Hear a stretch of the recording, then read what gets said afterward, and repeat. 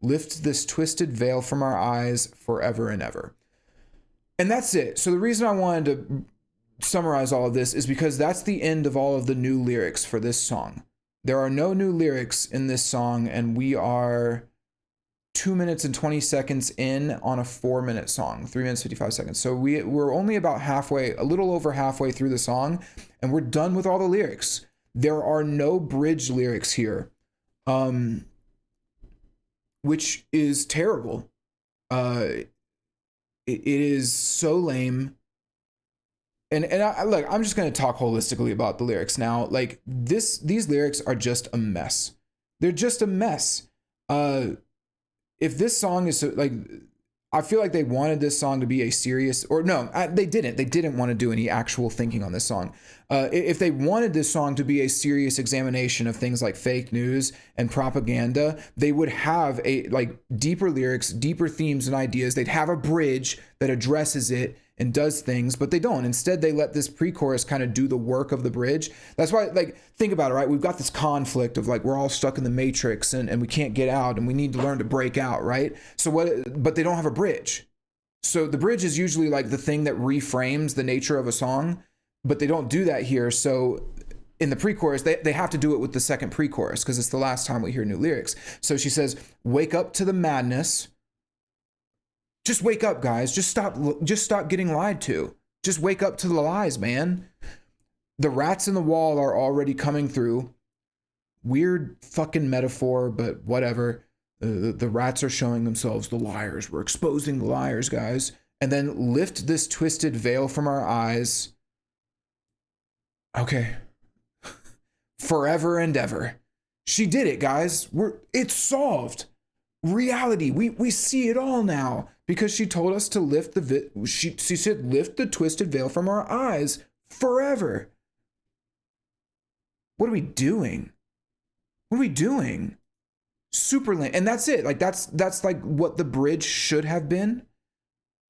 And that's the conflict resolution essentially. So we build this conflict up of we're being lied to, we're drawn to the light, but we're broken and blinded by it, dying for release.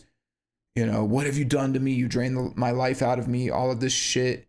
But then, I feel the change. We're breaking through the matrix. We're breaking through the screens, guys. We're waking up to the madness.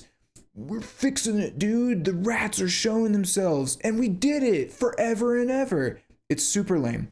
All right, I'm done being snarky. It's really lame. It's extremely shallow.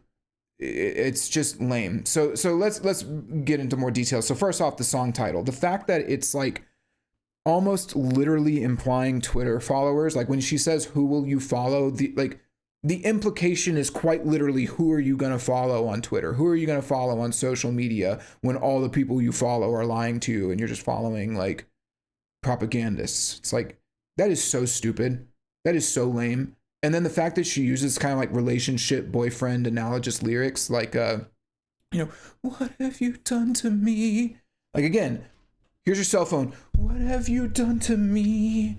You drained the life out of me. It seems stupid, right? It seems really lame and dumb. Ultimately, it's tonally confusing and it's just out of place. It doesn't make sense. So the chorus already is just weird. Then the verses are the same. They're weak. They're weak as shit. First off, again, I said this before, but rhyming desire and fire is it's lyrical taboo at this point. It is so basic. It's amateur hour. I almost wonder if she's the one who wrote these lyrics. This makes me think that it was one of these producers because I don't really like these guys. What is his name? Zach Cervini and what the hell? Zach Cervini and Jordan Fish. And I don't really like their style of production anyway, so I wonder if this is them. But yeah, just in general, saying things we are the fire, that's when I say amateur hour, I seriously mean that is young adult novel schlop. That's the shit that you'd hear in Hunger Games or Divergent or some shit. We are the fire. We are the ones. We will raise our flag up and stop the evil, hocus pocus, wombo bombo corporation, whatever. It's just stupid. And then on top of that, we've got a Matrix reference in there, which is just hey, hey guys, I really want to talk about like fake news and the lies of the media and stuff. I'm trying to figure out a good way to portray it though. Well, yeah, it's like the Matrix, man. We're in the Matrix. Yeah, let's just throw that in there. People know the Matrix, right? It's like you can't explain it. You can't talk about it with enough depth using your own words. You have to actually just throw a Matrix reference in there.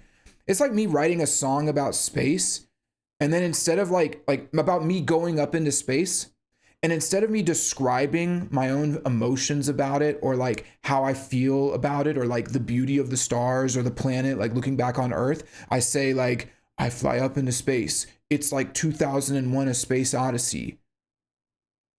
Okay. All right. Fine. So look, I don't know. Even if you ignore, even if you think that I'm being like overly critical with my analysis of what the song's about, like, oh, I think it's just about like fake news and cell phone addiction. If you're of the opinion, no, it's deeper than that, man. To me, the topic still isn't that compelling. Like, if you just take all of that out, think about it. The idea that when someone or something is lying to you, who are you gonna follow then?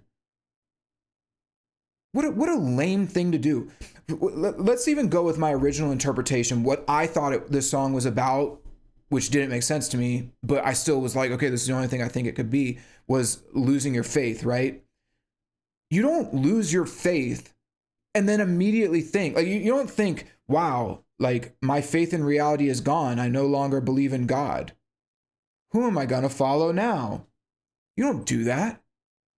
When you realize that you're in like a narcissistic, abusive relationship, you don't think, man, this person's been lying to me this whole time. This person that I believed in or like followed or whatever has been lying to me.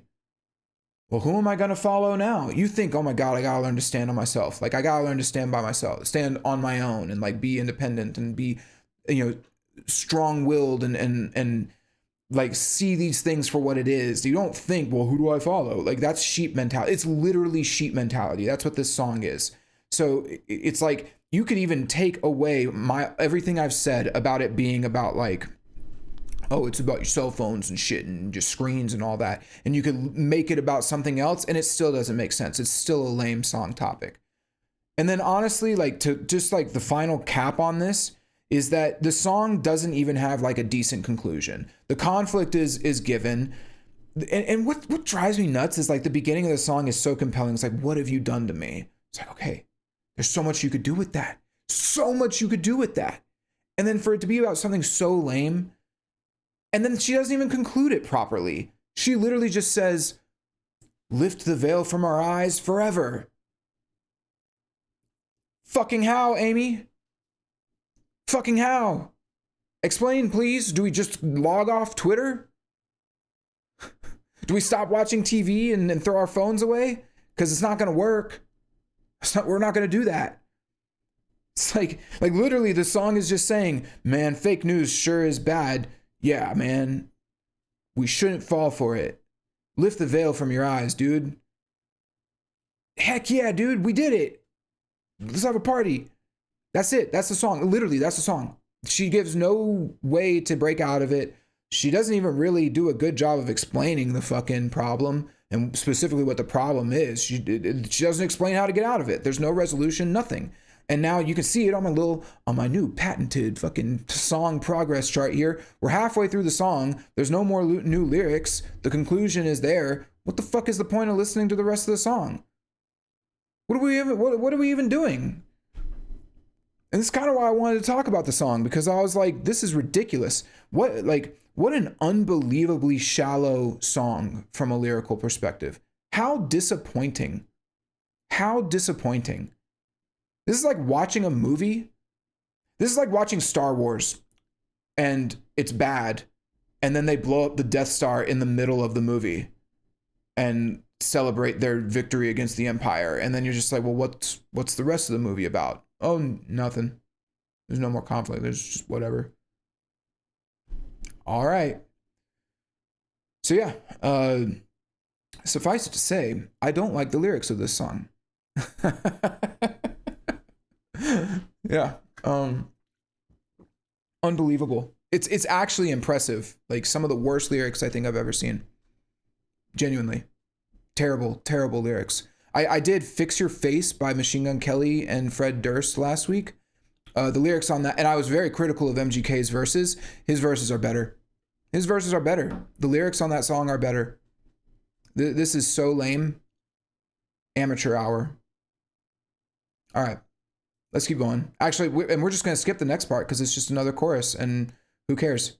Like, it's the same thing. So we're going to skip this chorus, and we're going to go straight to the next breakdown.